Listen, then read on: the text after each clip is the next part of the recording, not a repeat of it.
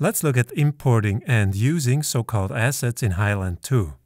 Assets are nothing more than external files that you want to include in your project and/or script. And by and/or, I mean you can import assets into your Highland project, but they don't necessarily have to appear in the script itself. So let's see what kinds of files you can import and how that works.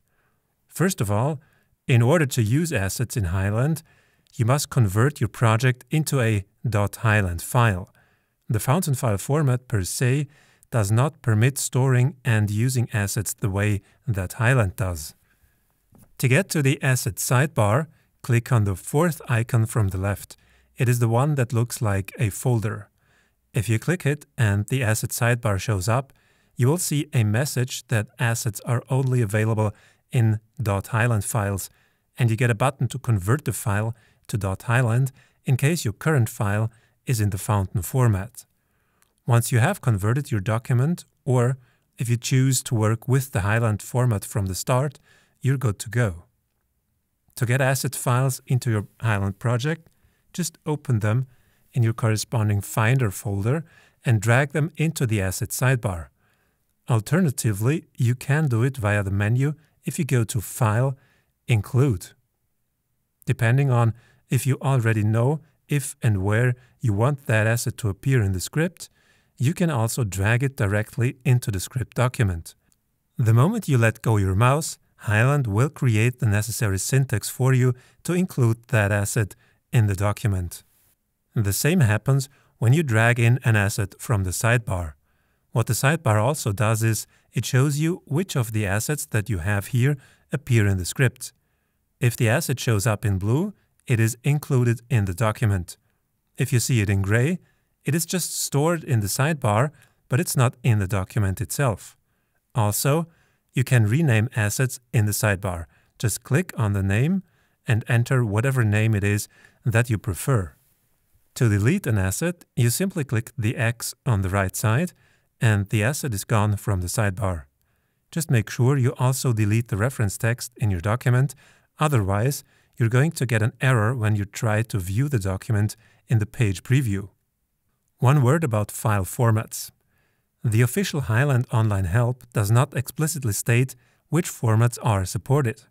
What the asset function is meant for is to include pictures and text files into your document. The file formats that I have tested and that have worked are PDF, simple text, TXT, JPEG picture files, and PNG picture files.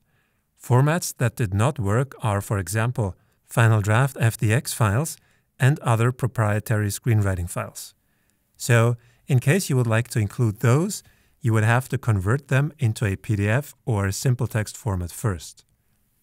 Basically, you can just try what file formats Highland accepts, drag them into the sidebar, and see if they stick. So, what can you do with these assets? What is this useful for?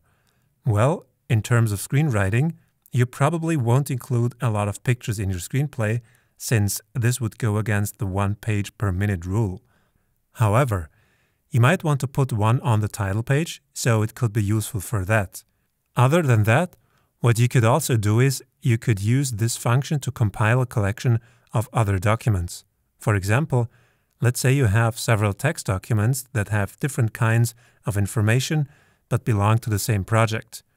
This could be a character description that you have in a separate project, but that you want to include in a TV pitch Bible or a book proposal, for example. You could have several documents for the different elements that you need for the pitch Bible or proposal, like the character descriptions and others, and then to compile the whole proposal, you make a new Highland document where you just drag all these documents into the asset sidebar, and from there, in the correct order, into the document itself. Then you just export this collection document, if that's how you want to call it, and you still have all of the source documents that you used for this compile untouched. One more thing that is important regarding assets in Highland is that you should be aware that whatever you drag into a Highland project will be saved inside the project as a copy. So, In case you want to use a Highland project to collect several other text documents, when you change something in a document outside of the collection document, you need to re-import that into your assets and replace it with the new one. Also, keep in mind that in case you're using a lot of images, the file size will increase quite a bit, because all the images will be stored in this Highland file now also. As for the syntax that you see in the document when you drag in assets, Highland creates this automatically for you. You don't need to worry about that. But just so you know, you could also just write the syntax directly into your document if you wanted to. It's just that dragging the file in is a lot easier. But in case you want to change the order of the documents that you include in your project, the syntax you see there is nothing but plain text.